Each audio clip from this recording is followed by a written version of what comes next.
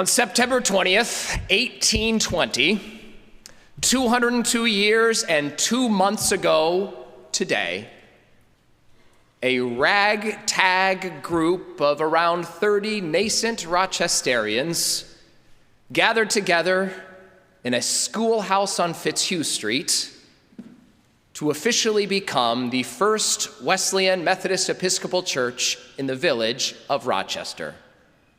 That's us, in case you're wondering.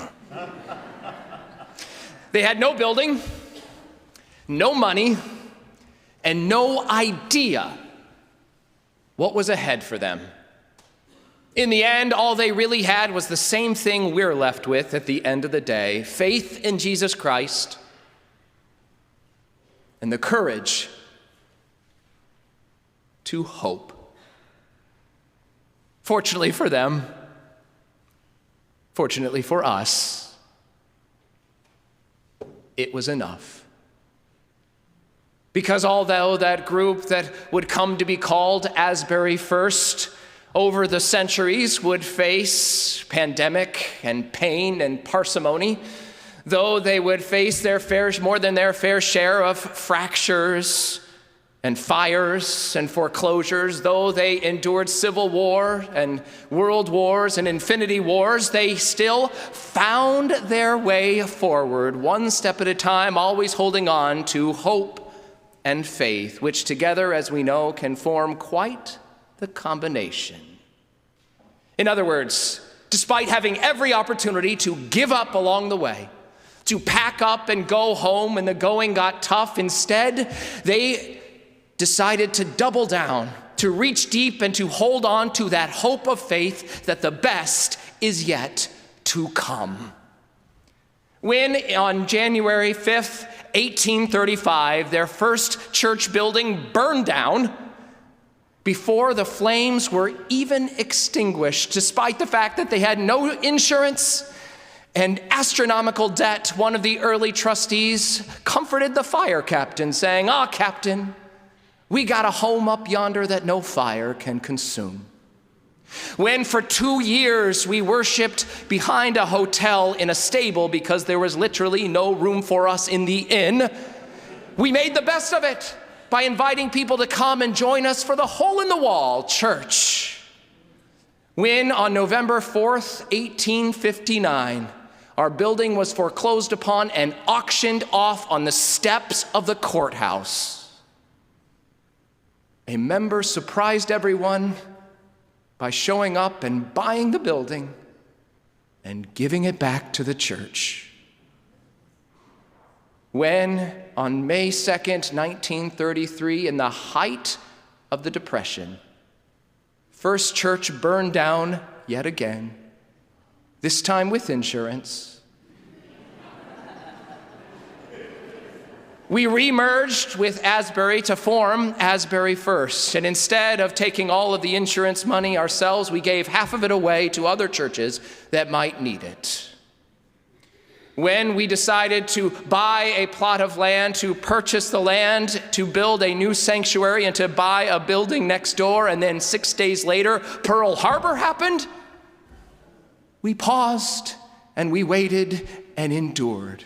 When we bought 1010 East Avenue, a mansion that had been owned by Miss Ruth Fitch and had been used for decades before to invite people in for community conversation around health, we thought we would raise the building to the ground to make room for a new chapel, but at the last minute decided maybe it still has a use as a community house. Little did we know. When we decided to turn 1010 East Avenue into a community outreach center, to clothe the naked and feed the hungry and care for the sick, and then a global pandemic struck, we persevered. And when the day came to dedicate that building, and it was freezing cold, and the construction was not yet complete, we used the cold to remind us of all of those people for whom we are dedicating this center, and the incompleteness of the construction to remind us that our work the work that has been placed before us, the work of Jesus Christ to love our neighbor as ourselves, is never complete. Not until every single one of God's children, young and old, black and white, gay and straight, male and female, rich and poor, broken and whole, Republican and Democrat, trans and cis, and everyone beyond in between, finally has a place that they call home. In other words, friends, for 2 years and 2 months, the people of Asbury First, through every up and every down, have managed to find a way to hold on to that hope of faith that the best is yet to come, and today, together, we reaffirm that commitment. Friends, the best is yet to come. Today is the day in which we gather as a people of faith to remember everything that came before to get us to this moment and look with hope towards what is still ahead. Today is a day when we bring together our clothing, our showers, our laundry, our hair care, our medical clinic, our food ministries, all into one fully accessible and humanizing space, remembering the charge that Jesus laid on us: just as you did it to the least of these, you did it unto me. We have, of course, always cared about our community. We have stories of Asbury First, or the earlier versions of Asbury First, caring for people during the Civil War.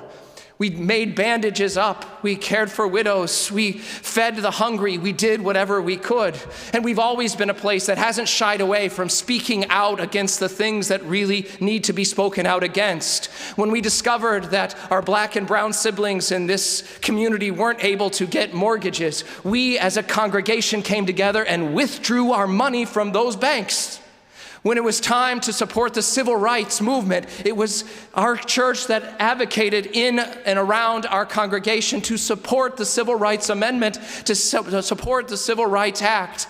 Not that we've been perfect, we haven't, we failed along the way, but we keep getting back up to try. A century earlier, we also stood up for those things that we cared about when the minister at the time wanted us to speak out against what he determined to be the greatest social ill of the late 19th century, dancing. The point is, while our emphases may have changed, we've always cared about making this community better. We've always believed that the best is yet to come. But it wasn't until 1965, as some might remember, that we put that into writing, that we put that into our core value as a congregation, that we wrote it on the hearts and minds of each and every person that came. As some have heard the story before, that was the year in which a gentleman came to one of our ministers looking for a pair of pants. He turned to one of the members of the congregation. That's how this works. It has always been. Every single one of our outreach ministries has been started by a lay member, not a clergy person in the church. He turned to Dolly Rugg, a small woman with a big heart, who figured that if he needed a pair of pants, others likely did as well. And so, commandeering a closet in 1010, she pulled together other women in the church, Jean Billington, Donna Steele, Ada Finley, Mary Morin, and started in October of 1965 the Samaritan Storehouse, later shortened to just the Storehouse. They served about 150 people in those first few months and over 58 years, operating often in the most inaccessible and inhospitable places, often musty basements. The Storehouse has grown to serve 6,000 unique families in the course of a year with clothing and household goods. It is one of the only places in our region where people can come and get free clothing and household goods. Some will remember that it was standing in the Storehouse on my very first tour of Asbury First that made me want to come and serve this church. For I was naked, and you gave me clothing. Of course, it didn't stop with the Storehouse. In the spring of 1991, the Reverend Margie Mason was working with a group to think about how we might address systemic poverty and racism in Rochester. And before they left for the summer, she asked them a question: what might we do to help others? Maybe you've asked yourself the same question.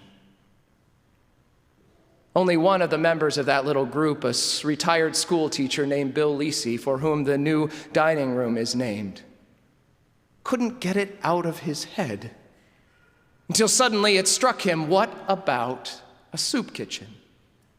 And so he called together others, Rand Warner, Joan Phillips, Kathy Wilbur, among others, to go and start to visit soup kitchens around Rochester. And what they quickly discovered was that they didn't want any one of our guests to have to go through a line when they came, which is why it changed its name from soup kitchen to dining center.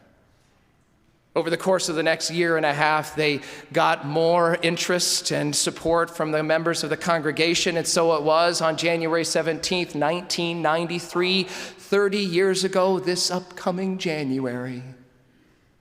They set out a sign on East Avenue declaring the dining center open, fixed a couple cans of soup and some sandwiches, and waited.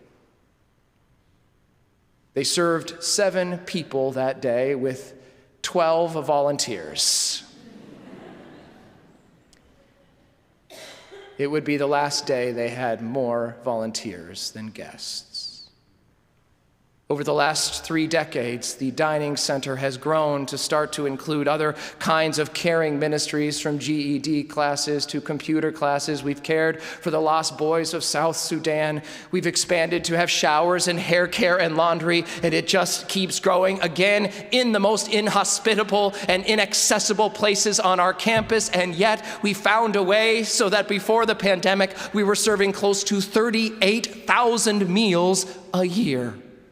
For I was hungry, and you gave me something to eat. Of course, we didn't stop there either. In 2007 and in 2008, as a part of a visioning process, the idea was floated of having some kind of medical clinic on our campus. Now, it's hard to believe, but back then we had real trouble in our country with health care. We figured, of course, it would be a slam dunk given all of the medical professionals we had in our midst, and yet insurance threatened to derail us. That is when Dr. Mac Everett stepped in. He was still at the U of R at the time and had an idea, a way to cast our vision, but maybe in a slightly different way. See, he thought that maybe we could bring in medical students for a partnership, that is, giving those medical students the opportunity under the guidance of a attending physician to be able to care for those among us. It was, in a way, a win-win-win for all of us. The students got a chance to get some practice, the patients got some care, and we got the opportunity to serve in a brand new way. Dr. Everett's helped us to find the equipment that we might need. We had others like Janet James and Dr. Nancy Schaefer-Clark, who helped us coordinate with the school. And soon, on January 15th, 2009, we opened, that is almost 13 years ago, we opened the You Are Well Clinic, now called the Everett's You Are Well Clinic. Week by week, we have grown to serving over 600 people a year. That's one night a week in shared space. Imagine what we can do with a dedicated clinic. We could keep going, of course. We could talk about the starting of the grocery bag ministry or the community garden. All would be worthy of an entire sermon in and of itself, but let's be clear, the point would be the exact same.